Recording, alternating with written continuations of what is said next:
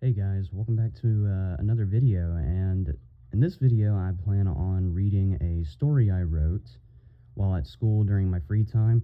And I've been writing a lot lately just in my free time, so I plan on putting more of my stories I've written on here, but right now I just want to do this one first. So yeah, I'm just gonna read this. I'm sorry I don't have a mic. I don't really feel like putting money towards a mic. I'm just going to do this for fun. If you enjoy this story, let me know. And yeah. My eagerness can be heard in my fast, wet footsteps slapping against the pool deck. I run swiftly along the side of the pool towards the newly installed diving board my parents bought for me. The thought of slipping is completely absent from my mind. The only thing I am focused on is my next jump into the water. "Mark, slow down, you're gonna bust your head open," my mother shouts nervously from her lounge chair. I start to slow down a bit. My pace becomes more cautious. I instinctively look towards my mother, seeking her approval. Her face relaxes as she watches me for a moment, but her attention shifts back to other things. "Hey, Mom, watch this," I call out, now on the diving board. I get into a ready stance and brace myself to dive. She observes from her chair with a smile. She watches as I bounce slightly on the board before leaping off and diving into the water. My head crashes into the water. All sound is muffled immediately. The only thing I can hear is breaking water as I splash into it, and then glide through it like a dagger. I stay under for a bit, just floating in the water's silent, cool hold. I hold my breath for what feels like half a minute, and then I get ready to swim up. My feet move to be against the floor, and my head looks straight up at the dancing waves. I give a gentle kick off the floor and gradually rise up through the water. As I get closer to the surface, I notice my mom looming over the side of the pool. My head breaks the surface, and I give a quick, sharp inhale the moment I do.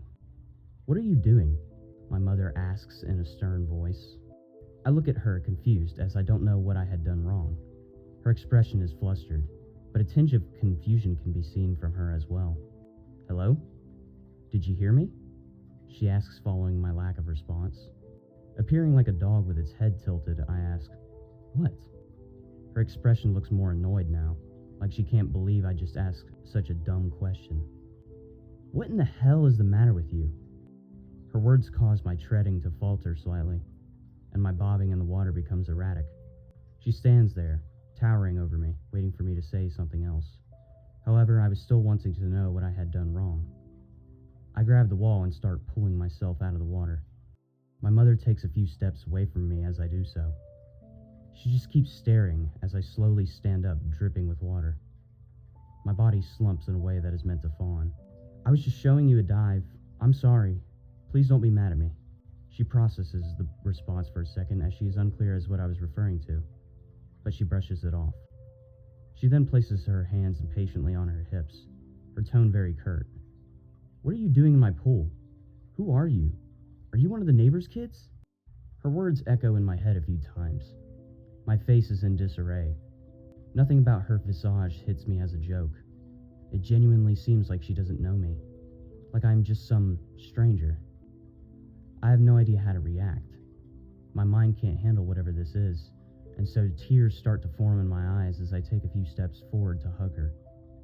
She tenses when my arms wrap around her. She stands there awkwardly, with me hugging her waist, not hugging me back, just waiting for something to happen. The back door to the house suddenly opens, and from it, my father steps outside. He takes in the incongruous scene in front of him with a face that was like he had just tuned into the middle of an episode of a show.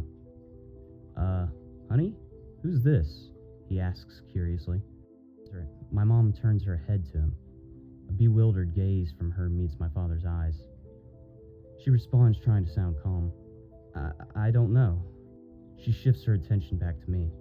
She pulls me in slightly, seemingly trying to comfort me.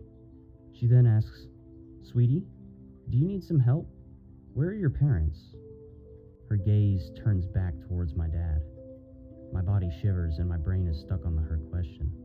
I finally manage to spit out some words in an uncertain whisper. "What? Mom, what do you mean?" Her body tightens up entirely after hearing the word "mom." For a very long, quiet moment, everything is still. Eventually, she mouthed something to my dad. I watch with anticipation. I don't know why, but I just feel the need to run. And that sudden urge makes me break away from my mother's embrace, which really didn't hesitate to loosen. "Wait!" she yells. I don't stop.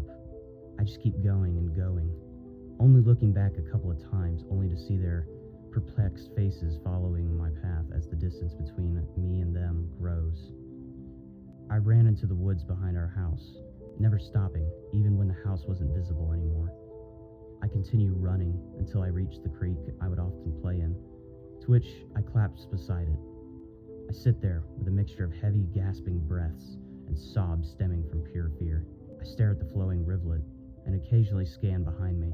I have no idea how long it has been, but the sun's position in the sky was originally lighting up everything in the forest with beautiful rays, but now the trees cast these greatly slanted shadows that give the forest a daytime darkness. Eventually, I take control of myself. I stand up and begin walking back towards my home. Each step that brings me closer only worries me more. However, when I make it to the tree line that borders the edge of my backyard, I have a weird comfort from seeing my home despite all that has happened. It is the only place I know to go when I'm afraid. I scope out the area. There are no signs of my parents, no indication that they are looking for me, and strangely, the diving board is missing from the pool. Despite these things, I take slow, anxious steps through the grass, trying to not be seen. I go around to the side of the house as I am afraid to try the front or back door. Instead, I plan on entering through my bedroom window. The only thought on my mind is getting back in my room, falling asleep, and waking up to find normality. My position draws nearer to my window, and then I reach it. A strangely hopeful smile is plastered on my face. Relief falls over me like a blanket.